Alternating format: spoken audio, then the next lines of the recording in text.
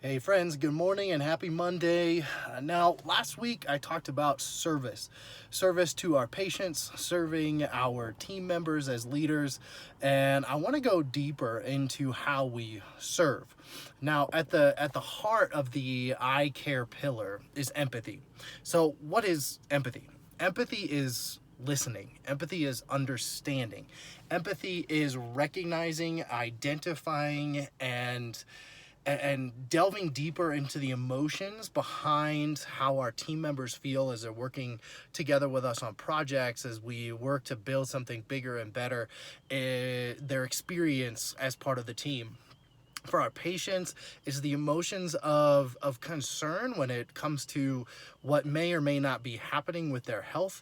Empathy is understanding and delving deeper into suffering, pain, how having a certain condition makes that person feel and how it affects their daily life. Now, Jody Halpern, who's an MD, PhD, super brilliant psychiatrist, talks that empathy is not just identifying and stating a specific emotion, but as a healthcare provider, it's actually delving and identifying and communicating and sharing that emotion. It's not sympathy, it's not pity, but it's truly understanding that individual emotional response to whatever it is that we're dealing with as a team or as a patient.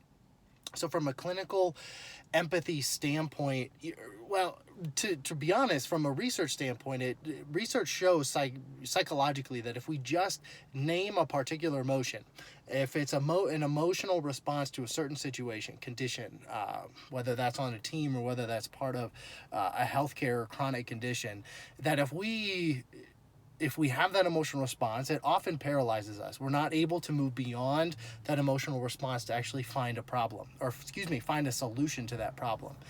Now, research shows that if we actually just specifically state, this is how I feel about this situation, it actually unlocks our brain to be able to move forward. So if we apply that principle to patient care, if we as doctors help identify what a patient's emotions are, and they may not know how they're emotionally responding to their condition, they just know that there's anxiety, there's concern, there's fear. If we can name that emotion and identify and communicate that level of understanding and help them move forward in their condition, imagine what the outcomes will be. Same goes for our team. If our team members, life happens, and if they're going to bring their emotions into the team.